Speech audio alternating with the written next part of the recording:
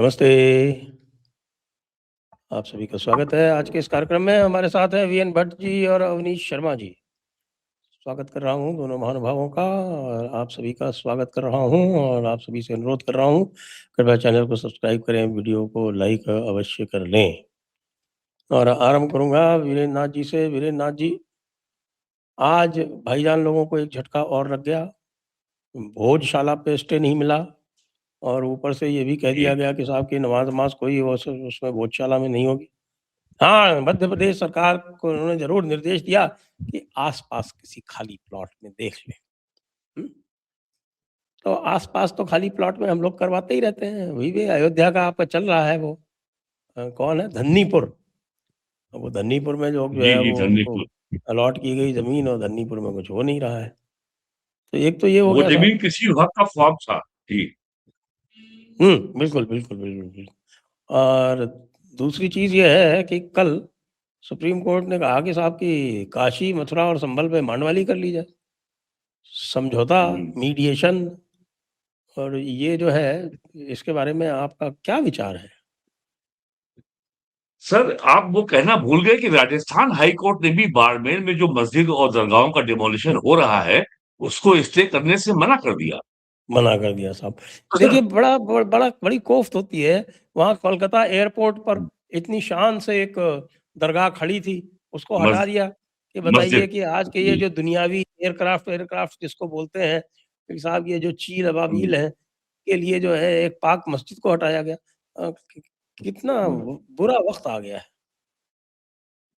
तो सर ये जो आपने सुप्रीम कोर्ट के मसले की बात की है, उसमें केवल आपके हुज़ूर में मुझे केवल ये दरख़्वास्त करनी है कि 1 फरवरी 1986 को अयोध्या का फैज़ाबाद डिस्ट्रिक्ट एंड सेशन जज मिस्टर के.एन. पांडे की कोर्ट ने फैसला किया था कि बाबरी मस्जिद में दिसंबर 1949 में जो ताला लगाया गया था, वो खोल दिया जाए। 1 फरवरी 86 को आज 40 साल बीत चुके हैं, एक 40वां साल चल रहा है। इन 40 सालों में अयोध्या में बाबरी मस्जिद ध्वस्त भी हो गई, मंदिर का निर्माण भी हो गया, मंदिर का निर्माण पूरा भी हो गया और बाकायदा वहाँ ध्वजारोहण हो गया और उसके बाद उसमें जो है चढ़ावा की चोरी भी शुरू हो गई, सब काम हो गया। तो क्या 40 सालों में क्या सुप्रीम कोर्ट ने कुछ नहीं सीखा? क्या चाहिए ये सुप्रीम कोर्ट की क्या मतलब अज्ञानता है या मासूमियत है? क्या समझें इसको? ये इग्नोरेंस है या इनोसेंस है? क्या 40 साल में और क्या सुप्रीम कोर्ट को ये नहीं पता है कि अब्राहमिक रिलीजन क्रिश्चियनिटी और इस्लाम का अस्तित्व ही जो उनके पहले के जितनी धार्मिक, सांस्कृतिक जो भी धाराएँ, संस्कृतियाँ थी, उनका समूल नाश ही उनका एकमात्र उद्देश्य है। क्रिश्चियनिटी का भी, इस्लाम का भी। क्या सुप्रीम कोर्ट को ये नहीं मालूम है कि अब्राहमिक रिलीजन कैसे फैले हैं यूरोप में और कैसे जो है चर्च ने डिस्ट्रॉय किया है रोमन सिविलाइजेशन को, ग्रीक सिविलाइजेशन को और कैसे जो है उसके बाद इस क्रिश्चियंस को डिस्ट्रॉय किया इस्लाम ने। आज का जो सीरिया है, जो जॉर्डन है, वहाँ पे आज भी रोमन युग के हज़ारों अवशेष बिखरे पड़े हुए हैं। पेट्रा का नाम आपने भी सुना होगा।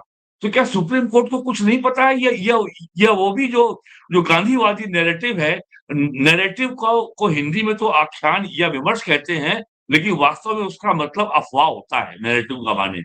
अफ़वाह एंड झूठ। तो क्या ये भी अभी भी क्या ये गांधीवादी नैरेटिव पे चल रहे हैं? ईश्वर, अल्लाह, तेरो नाम, सारे धर्म समान हैं और हमारे संविधान ने तो धर्म को भी जो है ब बना दिया है रिलिजन और 80 सालों से हमारे यहाँ सर्वधर्म सभा हो रही है। क्या सुप्रीम कोर्ट को ये नहीं मालूम है कि अगर मौलाना लोग अगर सनातन काफ़िरों के साथ बैठ कर के काशी, मथुरा और संभल की मस्जिद के बारे में बात करेंगे, तो उनको एक ऐसी तहज़ीब क के अस्तित्व को स्वीकार करना पड़ेगा, जिसको अब तक वो नष्ट नहीं कर पाए या जिसके अस्तित्व को वो मानते ही नहीं। क्या इस अगर इस्लाम सनातन धर्म के अस्तित्व को मानता है, तो समस्या ये पैदा हो जाएगी कि उनका कलमा झूठा हो जाएगा। ला इलाहा इल्लल्लाह मोहम्मद रसूलुल्लाह, नो गॉड बट गॉड।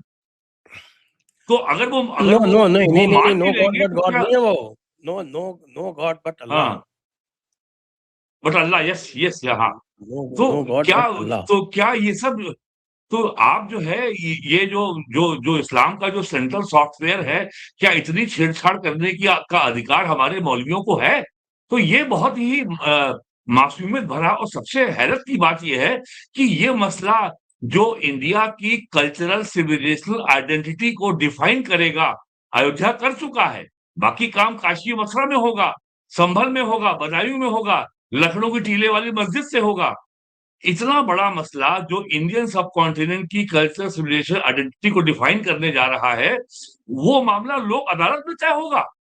और इंडोनेशिया के बाद में अब तो अफगानिस्तानी भी कहने लगे हमारा डीएनए भारतीय है। और आपके दोस्त कमर सीमा बड़ा परेशान था, उससे पूछा आरजू काज़मी ने कि आपका डीएनए क्या इंडियन है? तो वो जवाब ही नहीं दिया उसने। तो ये जो आज हम जो और आज जिस तरीके से इंडिया अब एक we are not a nation state, we are a civilisational state.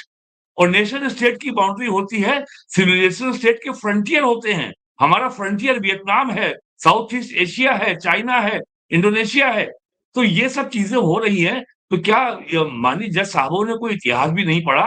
यार कम से कम 40 साल में जो हो चुका है सुप्रीम कोर्ट में, वही पढ़ लेते। वही जो है जो 9 नवंबर 2019 का जो अयोध्या के ऊपर कोर्ट का सुप्रीम कोर्ट का जजमेंट है, उसी को पढ़ लेते कि धर्म और रिलीजन में क्या अंतर होता है। और प्लस प्राइम मिनिस्टर ने मई 2014 में लोकसभा में अपने पहले भाषण में कहा था, हमको 1200 साल की गुलामी को खत्म करना है, हमें इंडिया को डीकोलोनाइज करना है। 22 जनवरी 2024 को अयोध्या के मंदिर के उद्घाटन में पीएम ने कहा था, विकास और विरासत दोनों चलेंगे।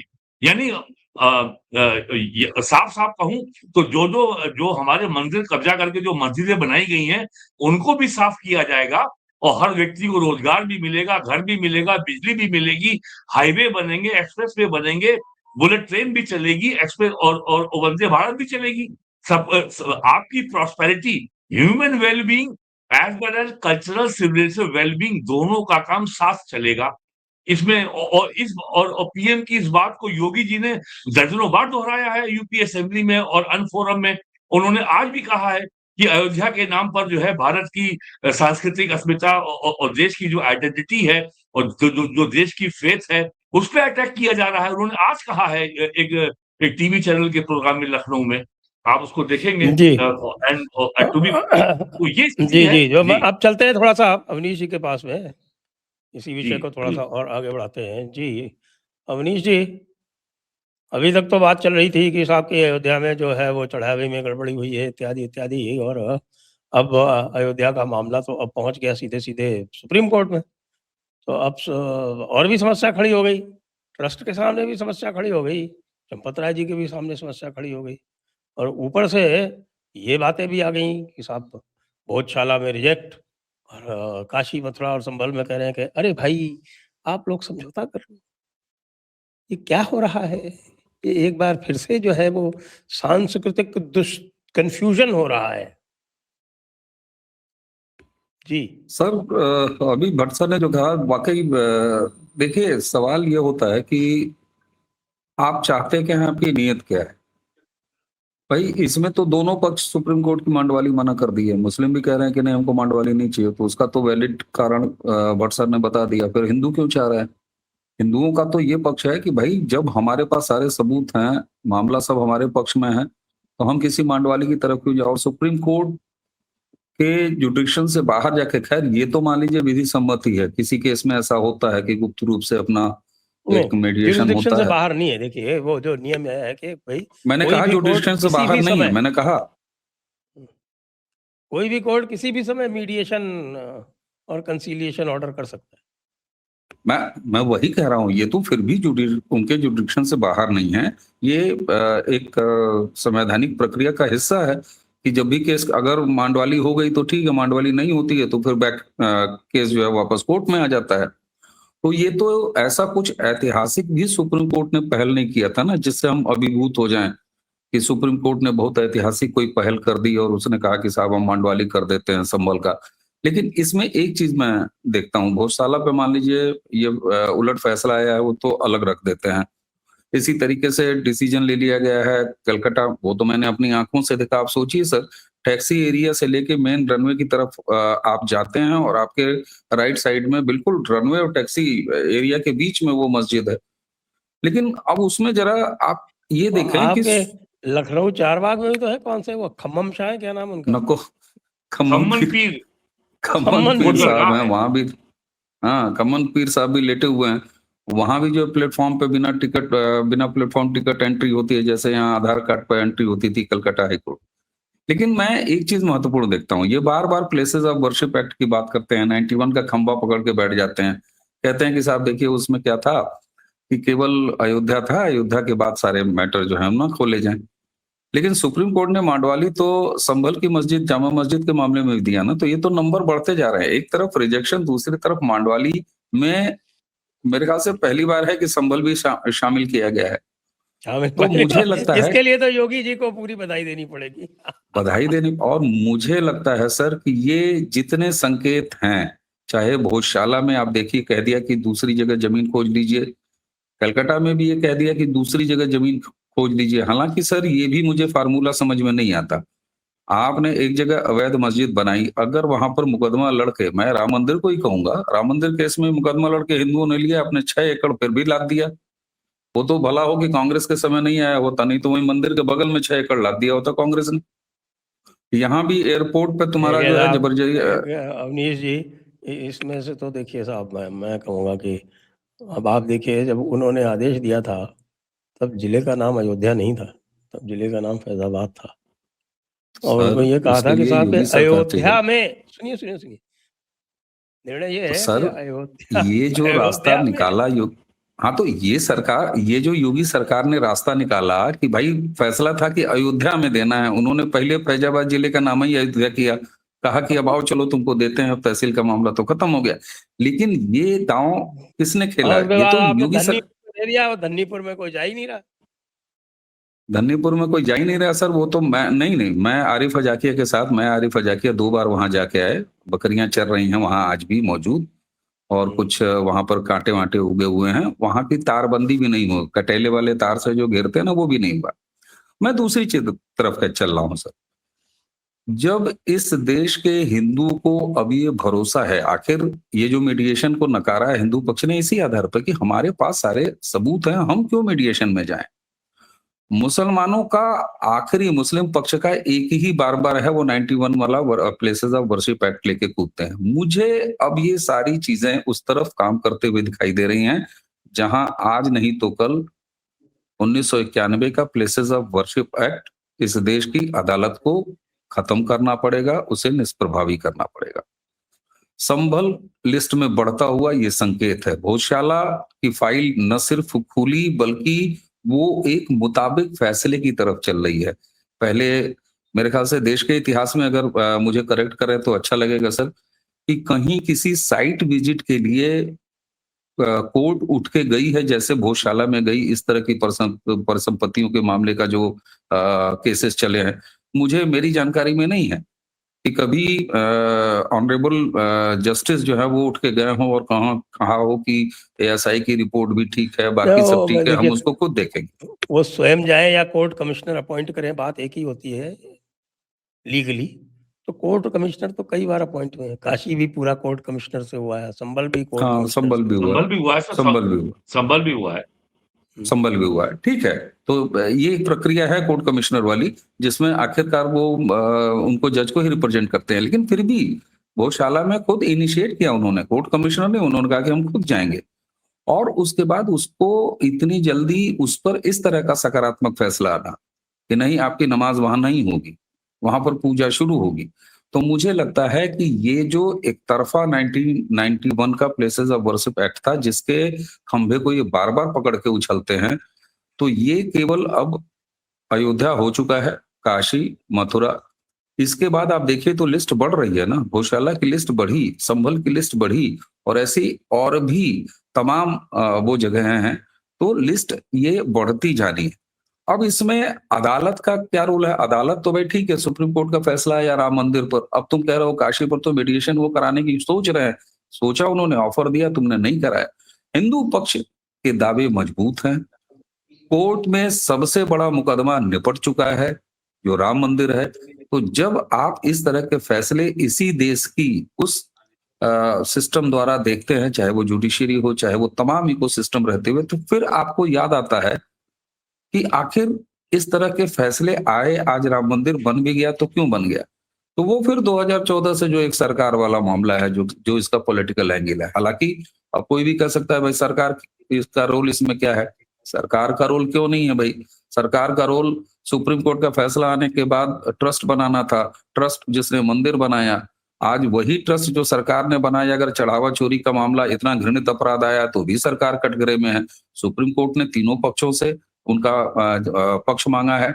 उसने ट्रस्ट से पक्ष माँगा है, राज्य सरकार से माँगा है, केंद्र सरकार से माँगा है, तो एसआईटीसी की रिपोर्ट भी माँगी है, तो उसमें सुप्रीम कोर्ट भी इन्वॉल्व है। तो आखिर ये जुडिशरी और उसके साथ-साथ जो हमारे प्रामाणिक साक्ष्य हैं, तो अगर इस देश के सनातनी अपने दोनों हाथों में पत्थर लेने के आदती नहीं हैं, दंगा-फसाद करके अपने चीज़ों को हासिल करने के आदती नहीं हैं, लुटेरों की संततियाँ नहीं हैं, तो मूर्ति तोड़कों की संततियाँ नहीं हैं, किसी दूसरे के धार्मिक जगहों का नाश या उसका जो है तोड़-फोड़ करने की संततियाँ नहीं हैं, तो हम अदालतों से ले रहे हैं। ये तो कंडीसिव एनवायरनमेंट है। और मुझे लगता है कि मुस्लिम पक्ष कमज़ोर है, इसलिए उसने मीडिएशन से मना किया है। हिंदू पक्ष का दावा है जो साफ-साफ कि तीनों जगह हमें मीडिएशन नहीं चाहिए। क्यों? क्योंकि सारे सबूत, सारी चीज़ें हमारे पक्ष में हैं, हम लड़ के ले लेंगे। हमने अयोध्या लड़ के लिया है, बाकी जगह भी लड़ के ले लेंगे। जी। जी। तो उसका नाम बहुत बढ़िया है। सुप्रीम कोर्ट ने जो नाम दिया है, सुप्रीम जी। Court action for mediated adjudication and dispute harmonisation across nation समाधान समारोह, और ये चलेगा अगस्त 21 से अगस्त 23 तक। और चलने दीजिए, खैर उसकी तो जो बात है सो बात है, लेकिन यहाँ जो है वो मीडिएशन लखनऊ में तो हो नहीं रहा है। और मीडिएशन तो छोड़िए, इस समय जो है वो मैंने सुना है कि अभी मुक्तेश्वरानंद जी जो हैं वो योगी जी की तरह विधानसभा वाइज सम्मेलन करने जा रहे हैं। पहले सम्मेलन में गए थे तो वहाँ उन्होंने पूछा कि भाई किसने इतनी मिस्ड कॉल दी, नंबर दिया था उन्होंने, 4 लोगों ने हाथ उठाया केवल, जो लोग बैठे हुए थे उसमें से, तो वहाँ से वो उठ के चले गए। तो ये जो अभी मुक्तेश्वरानंद जी का जो ये ज़बरदस्त प्रभाव है हिंदू जनमानस पर, वो तो मुझे लगता है योगी जी को उससे डरना पड़ेगा। सर, इतिहास अपने को दोहराता है। 1986 में जब बावरी मसलन एक्शन कमेटी बनी थी, तो उसमें एक थे अक्षय ब्रह्मचारी, और वो लंबा तिलक लगा के आते थे और प्रेस कॉन्फ्रेंस में बैठते थे, वो कहते थे कि यहाँ पे बाबरी मस्जिद बननी चाहिए। तो अच्छा, ये अक्षय ब्रह्मचारी के अवतार हैं। और वैसे अच्छा। मैंने इनका नाम रखा है हिजबुल्लाचार्य। ये शंकराचार्य नहीं है, ये हिजबुल्लाचार्य हैं। इनको गो हत्या दिखाई पड़ती है उत्तर प्रदेश में, इनको कभी हाँ, पश्चिम बंगाल में नहीं दिखाई पड़ी, इनको केरल में नहीं दिखाई पड़ी। कल सुप्रीम कोर्ट ने मद्रास हाई कोर्ट के ऑर्डर को स्टे कर दिया, जहां उसने हुँ, काउ स्लॉटर पर टोटल बैन का आदेश दिया था। सुप्रीम कोर्ट ने हुँ, उसको आज कल स्टे कर दिया। तो हुँ। इनको वहां भी दिखाई नहीं पड़ता, इनको गो हत्या यूपी में दिखाई पड़ती है। तो इनके इंटेंशन तो नहीं, नहीं, हमेशा नहीं से सर, सस्पेक्टेड अब रहे तो हैं। उनको अब तो उनको पश्चिम बंगाल और बिहार में भी दिखाई पड़ेगी, ऐसी क्या बात हाँ। है। तो आप तो इसलिए पुरानी बातें ये कर रहे सब हैं आप। ये अब आज चुनाव नहीं है ना वहाँ इलेक्शन पे, के तो वहाँ नहीं पहले। दिखाई पड़ेगी, या उत्तर प्रदेश में ही दिखाई पड़ेगी। हुँ, ये कांग्रेसाचार्य हैं, तो स्वरूपानंद जी भी कांग्रेसाचार्य थे, ये भी कांग्रेसाचार्य हैं। हुँ। नहीं, स्वरूपानंद जी 1990 में जब कार सेवा हुई थी, तब इनको मुलायम सिंह गवर्नमेंट ने अरेस्ट किया था और इनको चुनार के किले में रखा था। ये आपके विंध्याचल में, जिसको मिर्ज़ापुर जिला कहते हैं। स्वरूपानंद हुँ, जी आए थे कार सेवा के लिए, मुझे याद है उस समय, हुँ, 1990 में अक्टूबर में। हुँ, जी। तो ये सब प्री इलेक्शन व्यूज़ हैं, और यहाँ पे मेरी कई लोगों से बहुत बहस हुई। उन्होंने कहा कि साहब, समाजवादी पार्टी सॉफ्ट हिंदुत्व की ओर चल रही है। तो मैंने कहा, पहले मुझे ज़रा समझाइए, ये सॉफ्ट हिंदुत्व और हार्ड हिंदुत्व क्या होता है?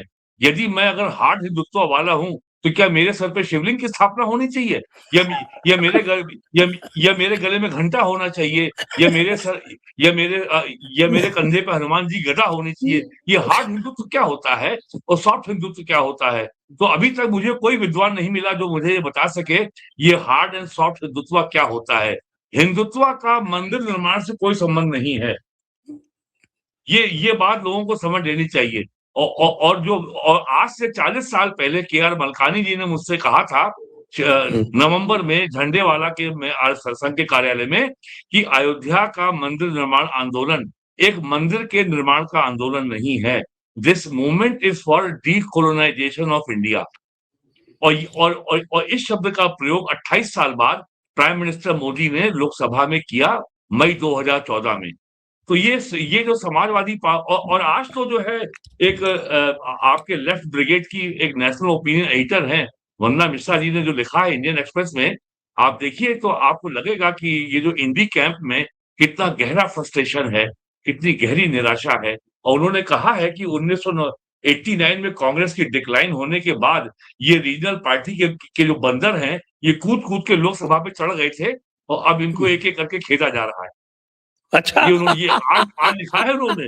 ये यूपी बिहार के रीजनल पार्टी के बंदर जो हैं, ये लोकसभा के ऊपर चढ़ गए थे और इनको ये भ्रम हो गया था कि ये हमेशा के लिए यहाँ पे बैठे रहेंगे। तो now they are being shunted out one by one. इनके पास कुछ है नहीं। ये स्थिति है। और ये बात मीडिया में अब तक नहीं आ रही है, लेकिन समाजवादी पार्टी के अंदर गहरी निराशा है। और मैंने शायद आपसे पहले भी कहा था एक देवबंद का एमएलए था समाजवादी पार्टी का, मुसलमान था माविया अली।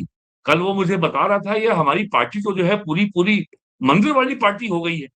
तो मैंने कहा ये आपकी पार्टी तय करे भाई क्या हो रहा है ये।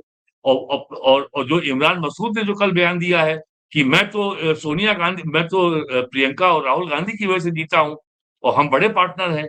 तो समाजवादी पार्टी के लिए समझ में नहीं आ रहा कि वो योगी आदित्यनाथ से लड़े या कांग्रेस से लड़े। बड़ी अजीब ये मजे स्थिति की है। बात है, ये मजे की बात और है। ये जो चलिए। शंकराचार्य जी हैं, ये केवल शोर मचा रहे हैं, इसका कोई मतलब नहीं, केवल मीडिया के लिए खबर बन जाती है, टीवी वालों को एक बाइट मिल जाता है, कुछ उनको वीडियो मिल जाते हैं, बाकी इनका इलेक्टोरल इम्पैक्ट कुछ नहीं है सिवाय मीडिया के। जी अवनीश जी। जी सर, ये इनके जो गुरु जी जो थे कुंतलाचार्य जी, तो उनका तो साफ था। आपने कांग्रेसाचार्य कहा, मैं उन्हें कुंतलाचार्य कह रहा हूँ। प्रधानमंत्री नरेंद्र मोदी बन सकते हैं, थप्पड़ मार दिया था। तो ये तो साफ है इनका कांग्रेसी कनेक्शन। लेकिन एक चीज, एक प्रवृत्ति यहाँ दिखाई देती है, जो कस के आपकी हड्डी तोड़ता है ना, फिर लोग उसकी इज्जत करते हैं। ये सेम इनके साथ भी हो रहा है। अखिलेश यादव ने बहुत कायदे से हड्डी तोड़वाई थी इनकी। अच्छा, उस समय भी ये गलत थे।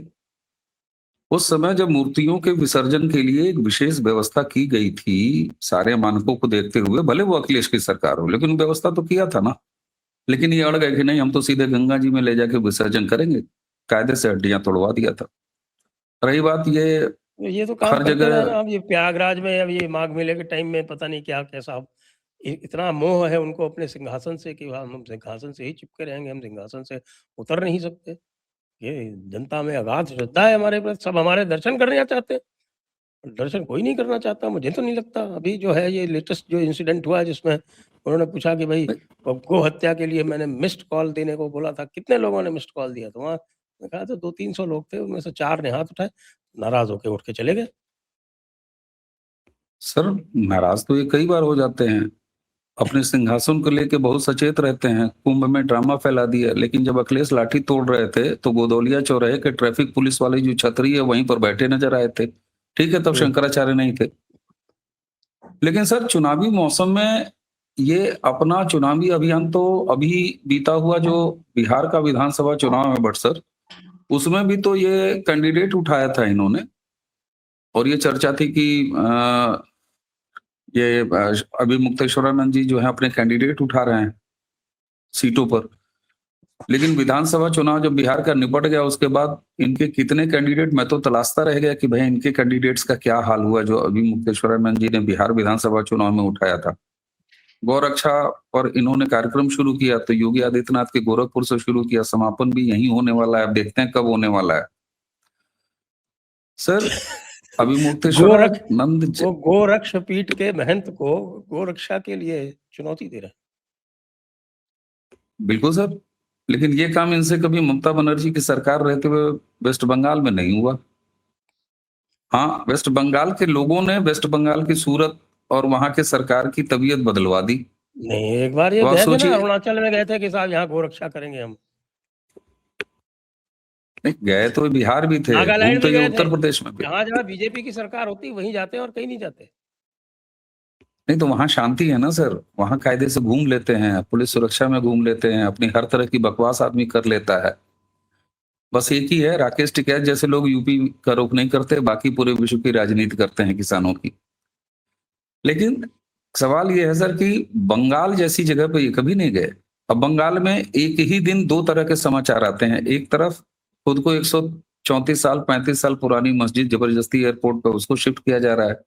दूसरी तरफ कांवड़ यात्रा पर शुभेंदु अधिकारी ने घोषणा किया है कि हम कांवड़ यात्रा जो तारकेश्वर महाराज की होती है वहां पे, उन्होंने कहा कि वहां हम हेलीकॉप्टर से पुष्प वर्षा करेंगे। तो ये बदलाव तो जनता ले आती है ना, इन जैसे लोगों का क्या महत्व है। कैंडिडेट इन्होंने वहां बिहार विधानसभा में भी उड़ाया था।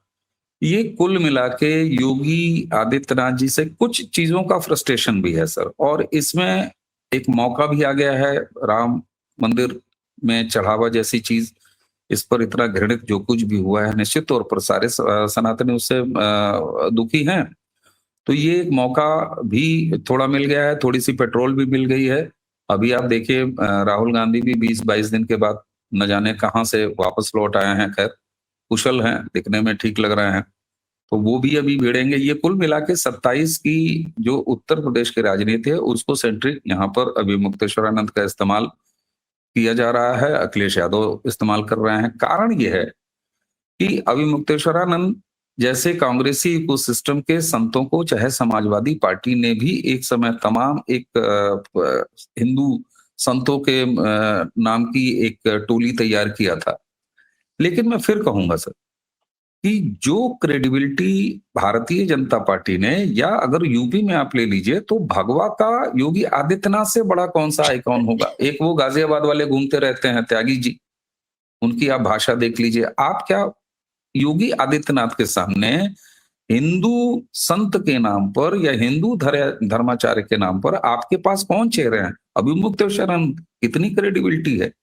वो जो यति नरसिम्हानंद हैं, जिनकी भाषा से लेके आचरण तक, तो आप उनके जरिए जब योगी पर हमला कराते हो। मैं बार बार एक चीज कहता हूं सर, योगी आदित्यनाथ भी अब उस स्थिति पर हैं, और ये आज से नहीं है। कारण ये कि वो एक पीठाधीश्वर, एक भगवा वेशधारी एक संत हैं। यह तो 2017 में था, लेकिन 5 साल सरकार देखने के बाद एक एडमिनिस्ट्रेशन और एक हिंदू संत और पीठाधीश्वर का दोनों कॉम्बिनेशन, ये उनकी पर्सनैलिटी को वहां ले जाता है कि एक राजनेता होते हुए भी यदि आप योगी के ऊपर निजी हमले का प्रयास करेंगे किसी भी तरह का, अखिलेश यादव या कांग्रेस ने जैसे उनको बिस्ट बिस्ट बार कह के, कई बार संन्यास के बाद भी उनकी जाति को लेके, कई बार उनके क्षेत्र को लेके, कई बार उनकी एजुकेशन को लेके अखिलेश यादव ने सस्ती टिप्पणी। तो मैं तो बार बार कहता हूं कि भारत में कम से कम नरेंद्र मोदी के पास योगी आदित्यनाथ एक ऐसे आइडेंटिटी हैं पॉलिटिकल, जिनके ऊपर अगर आपने निजी हमला किया तो वो आपके लिए बहुत बड़ा नुकसानदायक साबित होगा।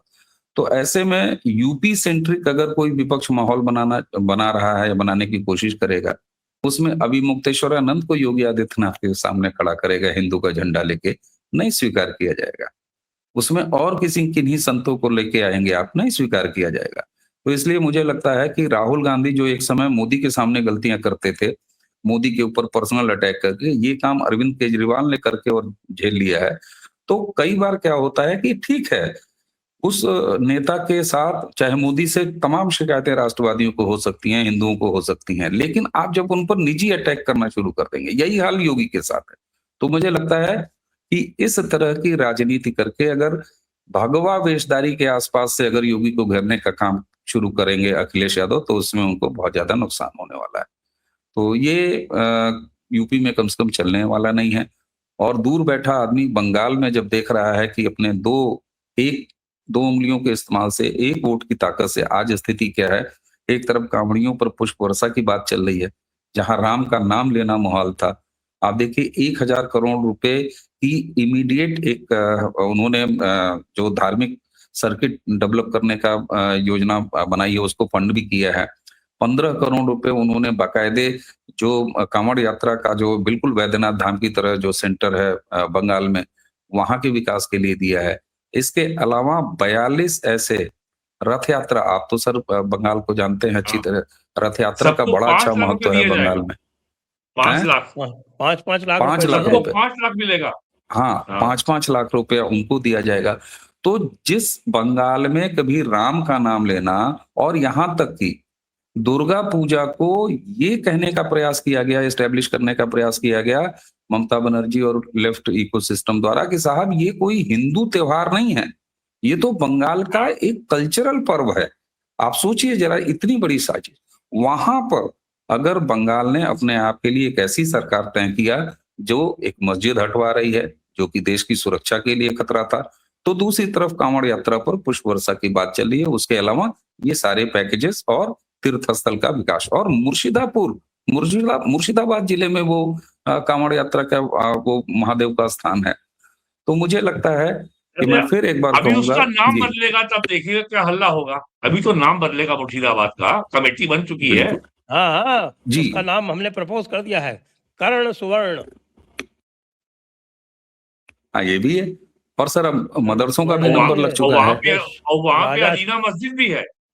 आदिनाथ मंदिर है वो। वहां अदीना मस्जिद भी है। हाँ। हाँ, आदिनाथ मंदिर है और साहब वो मालदा में। आप देखिए तो सारे डीएम के जरिए जो है वो जो पहले तो खारजी मदरसे के बाद जो है जो फंडेड मदरसे हैं उन पर अभी पायलट में इन्होंने 12 जिलों का लिया है। 12 जिलों के जितने भी मदरसे हैं जो अभी खारजी मदरसे हैं, जो कहते हैं कि साहब हमें तुम्हारे पैसे नहीं चाहिए, तो पैसे नहीं चाहिए तो तुम्हारे पास फिर फंडिंग कहाँ से आ रही है, उनकी जांच डिस्ट्रिक्ट मजिस्ट्रेट के रिपोर्ट के बाद अभी केवल 12 जिले, उसके बाद फिर सारे।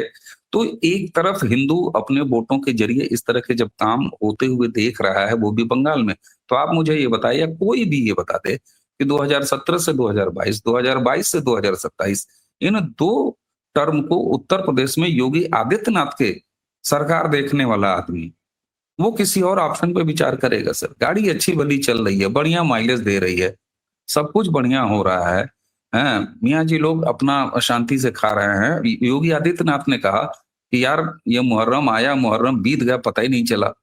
तो इस तरह का जब अमन चैन चल रहा है, सब कुछ बढ़िया है। मौलाना तौकीर रजा, आप देखिए लोग अब नहीं आ रहे हैं लोगों को कि कोई मौलाना तौकीर रजा हुआ करते थे।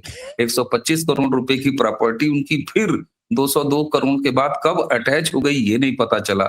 16वीं बार उनकी इलाहाबाद हाई कोर्ट ने जमानत कब रिजेक्ट कर दी ये नहीं पता चला, 1 महीने हो गए। तो कहाँ तौकीर रजा 42 साल के बाद पहली बार जेल गए योगी आदित्यनाथ के टाइम में। इससे पहले बाहर केवल नहीं निकले ना मायावती अभी ने तक, जी अभी तक नहीं निकले सर, अभी तक नहीं बाहर निकले। नहीं निकले अभी तक। नहीं सर, सितंबर में पिछले महीने 8 तारीख को अंतिम बार जमानत खारिज हुई है। और मजे की बात यह है कि जस्टिस ने जमानत खारिज करते समय कहा क्या? जस्टिस ने कहा इस मौलाना के बाहर जाने पर फिर दंगा भड़काने की पूरी गुंजाइश है, इसलिए इन्हें जमानत नहीं दी जा सकती। तो ये एक अच्छा सितंबर में काल 1 चल साल रहा हो है। जाएगा।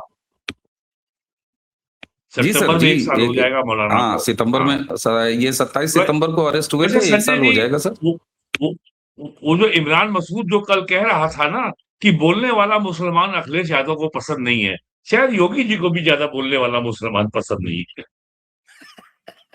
नहीं सर, आप देखिए मदनी को बहुत बोलने बोलता था देते ये। हैं, मदनी को नहीं बोलने मदनी नहीं, देते हैं। अरे नहीं, आप गलत नाम दे रहे हैं, मौलाना आमदनी, मदनी नहीं।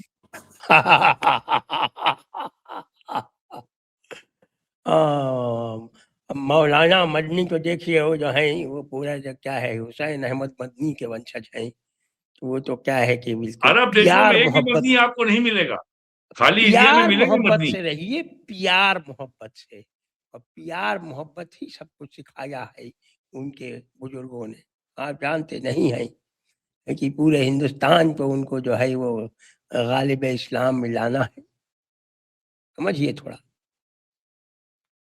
तो अरे अब साहब तो ये बताएं वीरेंद्र जी, तो इस बार जो है जो पार्लियामेंट्री सेशन होगा वो तो बड़ा तगड़ा होगा। और पार्लियामेंट्री सेशन के पहले दिन हमने सुना है कि सीजेपी वाले जो है वो पार्लियामेंट को घेरेंगे भी। जी हाँ, 15 आदमी काफी है घेरने के लिए। 15 या 20 आदमी काफी है। सीजेपी वाले जो हैं ये सब लोग जो लेकिन सब गजब की है, ये आपके नरेंद्र मोदी सरकार की मैं यहाँ पे मैं तारीफ करूंगा कि ये जो आपका डीप स्टेट है इन्होंने जितना उपद्रव करना था कर लिया। दिसंबर और जनवरी 19-20 में सीए को लेकर दिल्ली में किया, फिर 1 साल तक दिल्ली हरियाणा बॉर्डर पे किसान कानून के आधार पे किया, और अब तो जो है दिल्ली पुलिस का डिप्टी कमिश्नर एयरपोर्ट पे कह रहा है, दीप्ति जी आइए, ये आपके लिए परमिशन, आइए आइए, उनको परमिशन पकड़ा दिया। वो कहा 11 से 5 तक आपको परमिशन है। वो 4 बजे ही जाके गाड़ी में एसी खोल के जाके बैठ गया, कहा यहाँ की गर्मी तो अनबियरेबल है। सर जो है वो जो एक एक जो शायर ने कहा है ना, जो हम पे गुजरनी है एक बार गुजर जाए, वो कितने सितमगर हैं खुल जाए तो अच्छा है। ये खुल गया आपकी जंतर मंतर पे। ये पार्लियामेंट का घेराव करेंगे क्या? और ये सुनते सुनते मैं बूढ़ा हो गया कि पार्लियामेंट का घेराव होगा। पहले असेंबली का होता था यूपी में, आज तक तो कभी हो नहीं पाया ये। और वो ट्रैक्टर वाला जो था टकैत, वो भी तो कर रहा था, क्या हुआ उसके घेराव का? तो ये सब जो है ये सब हारी हुई लड़ाई लड़ रहे हैं। और मेरा मानना है कि अगले साल 7 राज्यों में चुनाव होने हैं। यूपी, उत्तराखंड, पंजाब, मणिपुर, गोवा, गुजरात और हिमाचल। ये 7 राज्यों में चुनाव और हो जाने दीजिए। उसके बाद जो कुछ भी इनके अंदर थोड़ी बहुत जो जो इनकी एक आध परसेंट जो बैटरी बची है, वो बिल्कुल बदल जाएगी। और फिर 28 में भी 4 राज्यों में चुनाव हैं। राजस्थान है, मध्य प्रदेश है, छत्तीसगढ़ है और कर्नाटक है। तो यानी 7, 4, 11 राज्यों में चुनाव अभी बचे हैं अगले लोकसभा चुनाव के पहले। और and it's not a rocket science to make a forecast in 11 राज्यों में कांग्रेस का क्या हाल रहने वाला है। कांग्रेस कहीं नहीं नहीं रहेगी, साहब, कर्नाटक भी लूज करेगी। कांग्रेस कांग्रेस आप वो देखिए, पंजाब जीतेगी, हिमाचल रिटेन करेगी, उत्तराखंड जीतेगी। अ, मतलब ये हम्म उनकी उम्मीदें हैं, हम गोवा, उसकी उम्मीद हाँ 12वां वो भी है, तेलंगाना भी है, तेलंगाना भी शामिल कर लीजिए 12वें में। नहीं, तेलंगाना तो 12 28 में राज्य में है। चुनाव बाकी है। नहीं 28 में हम है। मतलब लोकसभा के चुनाव के पहले 12 राज्यों में चुनाव होगा। हाँ, 29 के चुनाव के पहले। बिल्कुल, बिल्कुल, ये बिल्कुल, है। बिल्कुल। नहीं तो पार्लियामेंट तो, सेशन में तो क्या होगा? कितने लोग तो साथ में आएँगे पार्लियामेंट बीजेपी सेशन में के? तो सारा फोकस केवल केवल रहने वाला है कॉन्स्टिट्यूशनल अमेंडमेंट बिल के ऊपर। और इस समय सारा ध्यान लोगों जो है पॉलिटिकल एनालिस्ट का केवल इस ओर है कि डीएमके का स्टैंस क्या होता है। डीएमके से बातचीत चल रही है, वो किस तरफ जाते हैं। और जिस तरीके से तमिलनाडु की राजनीति में जो जो वहाँ का चीफ मिनिस्टर जो जोसेफ विजय है, वो अपनी जड़ें मजबूत कर रहा है, उसका और उसका जो कॉन्फ्लिक्ट बढ़ रहा है डीएमके के साथ, एआईडीएमके के एमएलए टूट रहे हैं। तो मुझे लगता नहीं है कि डीएमके के लिए ये बहुत प्रूडेंट होगा कि वो बीजेपी से कोई वर्किंग रिलेशनशिप ना बनाए। और समाजवादी पार्टी के बारे में तो पीएम कह ही चुके हैं कि अखिलेश जी हमारे मित्र हैं, समय-समय पे हमारी सहायता करते रहते हैं। अखिलेश जी ने हाथ जोड़ के उनका अभिवादन भी किया था। तो पार्लियामेंट इस सेशन में तो केवल सारा फोकस है कि क्या कॉन्स्टिट्यूशनल अमेंडमेंट बिल दोबारा आता है। और प्लस वो भी बिल जिसका नाम है पीएम-सीएम बिल, वो भी आ रहा है। वो भी तो कॉन्स्टिट्यूशन अमेंडमेंट बिल है। वो भी संविधान का अमेंडमेंट बिल है। तो अब की बार सारा focus 3-3 unless amendment Rahul bill है गांधी सर, कोई 3-3। आप वन नेशन वन जी, इलेक्शन भूल गए, वो भी है। वो तो कमेटी लखनऊ में आज बैठी हुई है आज। वो कमेटी लखनऊ में है, आज कल आई थी। अभी समय मीटिंग चल रही है उसकी। तो वरना राहुल गांधी कोई नया वीडियो ले आए हों, अपनी विदेश यात्रा से कोई फोटो ले आए हों, कोई सीक्रेट कन्वर्सेशन किसी बीजेपी के नेता का डोनाल्ड ट्रंप के साथ ले आए हों, वो मैं नहीं जानता। और जो सेकंड राउंड ऑफ जो जो वॉर है ईरान अमेरिका का, उससे अभी तक जो ऑयल प्राइस में कोई बड़ा हैवी एस्केलेशन हुआ तो नहीं है। 80-82 डॉलर पे अटका हुआ है। तो और अब लग रहा है कि ये लोग जो है ये धीमे-धीमे ऐसे ही चलती रहेगी। ये वॉर जल्दी रुकने वाली नहीं है। और डोनाल्ड ट्रम्प के सामने टारगेट है नवंबर 2026 का अपना चुनाव। तो आप आपको अब आपको उसका एक चीज़ पता है क्या? लोग कह रहे हैं कि भैया ये ट्रंप के 20% से तो हम वो जो $1 माँग रहा था ईरान, वही दे देते, वही बेटर है। ट्रंप $1 अ, माँग रहा था, हाँ, सॉरी ईरान $1 हाँ, माँग रहा था पर बैरल, और ट्रंप जो है हाँ। वो $15 माँग रहा है पर बैरल। तो लोग कहते हैं कि भई अच्छा, ऐसे तो ईरान ही ठीक है फिर तो। नहीं सर, ये नैरेटिव वॉर है इसका। और किसी भी वॉर में narrative is a very important component. जैसे इंडिया इंडिया पिट गया था ऑपरेशन सिंदूर में, नरेंद्र ने सरेंडर कर दिया था। तो ये नैरेटिव वॉर थी और उसके अधिक कुछ नहीं था। और लेकिन मेरा अपना मानना है, ईरान और अमेरिका के बीच बीच में जो कुछ भी हो, India stands to gain in the long run. America का सुपर पावर का परसेप्शन जो है बहुत तेजी से डेंट हो रहा है, और ईरान की भी जो भी अकड़ है, जो भी ताकत है, वो भी बहुत तेजी से कम हो रही है। और यहाँ पे जो जो एक लोगों को भ्रम बना हुआ था, भाईजान लोगों को, हमारे 60 मुल्क हैं, पूरे दुनिया पे कब्जा कर लेंगे। अब आज 60 मुल्क जो है उन सबकी क्या हालत है। 12 को तो अकेले ईरान ने निपटा दिया, और अब की बार तो जॉर्डन को भी जोड़ लिया उसने, जो बेचारा गरीब छोटा सा देश है, जहां ना ऑयल है ना कुछ है। जॉर्डन है, और कतर का शेख बादशाह मर गया और वहां ईरान मिसाइल फेंक रहा है। तो अब जो तो इससे जो आपकी उम्मत की जो एकता है, आपको तो पता ही है कितनी मजबूत हुई है। और देखिए तो साहब, इंडिया वो के इंटरेस्ट में अच्छा है ये। जो लोग गए थे वहां पे, उनके सबके ऊपर मिसाइल फेंकी उसने। वहां पे सऊदी जी, अरब वाले भी गए थे, उनके ऊपर भी मिसाइल फेंक रहा है। जी, और उनके ऊपर जी, तो हुतीस भी मिसाइल चला रहे हैं, छोटे वाले हुती। हाँ, जी। हमारे आपके जाफरिया और जाफरिया लोग हैं ना यहाँ पे, जाफरी साहब, जैदी जैदी भी है जैदी वो और लोग जैदी दरअसल। और जाफरी जो हाँ, हैं, वो सारे जैदी हाँ। जाफरी मिलके वो सऊदी अरब से लड़ रहे हैं।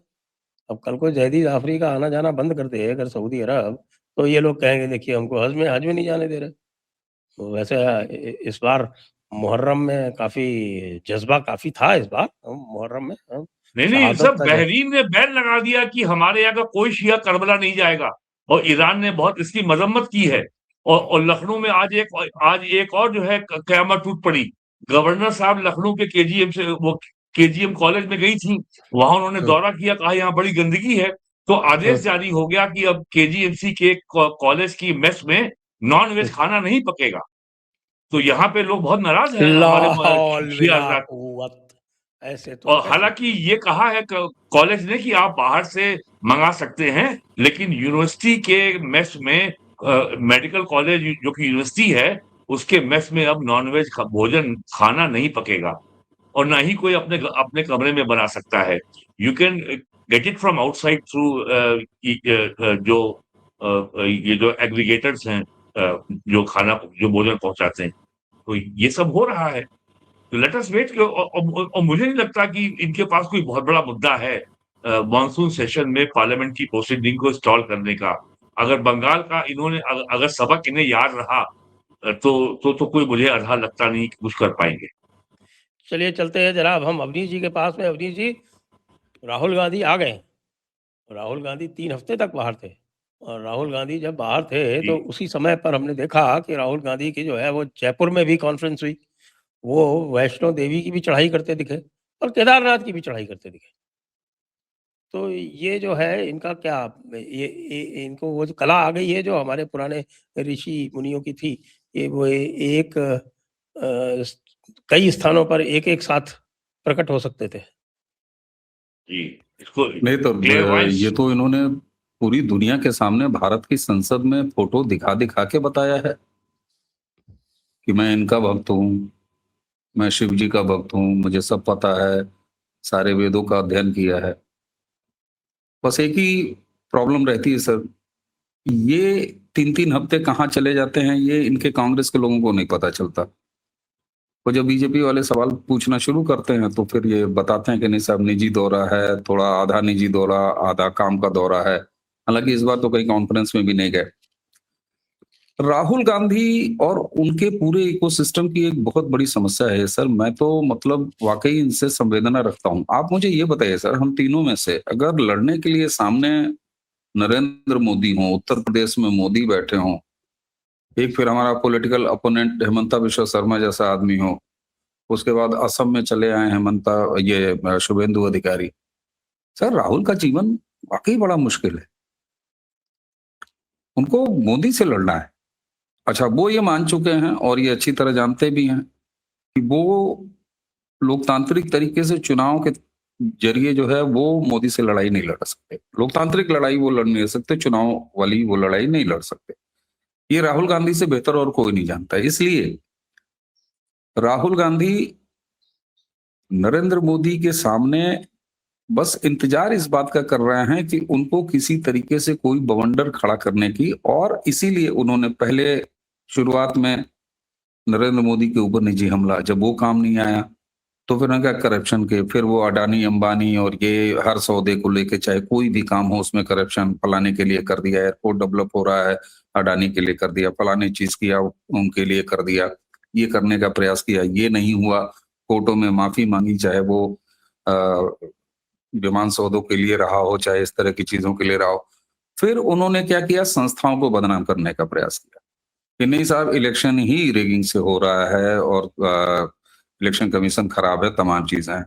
लेकिन इसके साथ साथ होता क्या गया, इलेक्शन कमीशन का काम और अच्छी तरह से स्थापित हो गया एसआईआर के जरिए। जो देश की सुप्रीम कोर्ट ने कस्टोडियन की तरह व्यवहार करके एसआईआर करा डाला, अभी बाकी एसआईआर होना है। एसआईआर के बाद जहां एसआईआर हुआ वहां चुनाव परिणाम आप देख लीजिए, वहां बंगाल जैसी, मैं ये नहीं कहता हूं, लोग कहेंगे कि नहीं केरल में उनकी सरकार आ गई, ठीक है साहब केरल में सरकार आ गई, केरल में सरकार बनना और बंगाल में सरकार बनना, इन दोनों में जरा तुलना नहीं की जा सकती। बंगाल एक बड़ी जीत है। तो राहुल गांधी की राजनीति नरेंद्र मोदी के सामने अब सिर्फ इस बात की प्रतीक्षा कर रही है कि हम देश में अब या तो कोई खुरापात पैदा करें। अच्छा, परेशानी की बात यह है कि खुरापात पैदा करने में भी ये नाकामयाब हो रहे हैं। आप देखिए अरविंद केजरीवाल ने खुरापात पैदा की है, चलिए इंडिया अलायंस के ही हिस्से है ना, ये जो तिलचट्टे वहां पर बैठे हुए हैं, अब सोनम वांगचुक वहां से भागने के बहाने खोजे जा रहे हैं उनके, कि कैसे कोई आके 10 रुपए का वो अब क्या ही कहें, कोई केमिकल वाला ही जूस गिलास में लेके चला है अन्ना उनकी तरफ बढ़ा दे और वो वहां से फरार हों।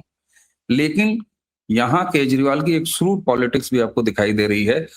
शुरुआत में सबसे पहले तमाम लोग और आए, उनका इन्वॉल्वमेंट कराया, लेकिन वहां पर अपने एक आदमी को भेजा। फिर जब देखा कि भीड़ नहीं इकट्ठा हो पा रही है तो अंत में आतिशी को भी अब वहां उतारा। तो ये चीजें हैं, इन लोगों का मकसद यह है कि कम से कम एक न्यूसेंस ही मानसून सत्र से पहले, और मुझे पूरी उम्मीद है कि ये सारे इकट्ठा होकर एक बार जंतर मंतर पर उसके बहाने कुछ इस तरह का करेंगे, जिसको भट्ट जी ने अभी कहा कि 15 आदमी बहुत है, तो 15 आदमी बहुत हैं।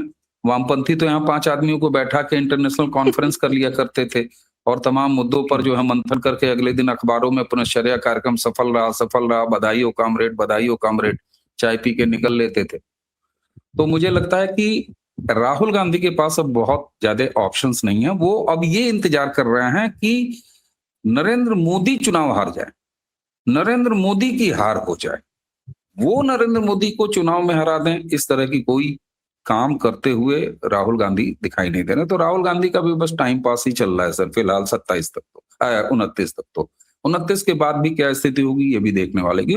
राहुल के सामने केवल इधर उधर की राजनीति करने के अलावा और कोई विकल्प नहीं है। आज ये साफ कहते हैं, बहुत सारे लोग कहेंगे कि नहीं उस आदमी को हल्के में मत लीजिए, उस व्यक्ति को, उसकी राजनीति को और समूची कांग्रेस और विपक्ष की राजनीति को यह देश सीरियसली नहीं ले रहा है। इस बात को वो गंभीरता से नहीं समझ पा रहे। जी आइए फिर आज की चर्चा को यहीं पर विराम देते हैं। सभी दर्शकों को बहुत बहुत धन्यवाद, वीरेंद्र नाथ जी को और अवनीश जी को भी बहुत बहुत धन्यवाद। जय हिंद, जय भारत, वंदे मातरम। प्रणाम, जय जय श्री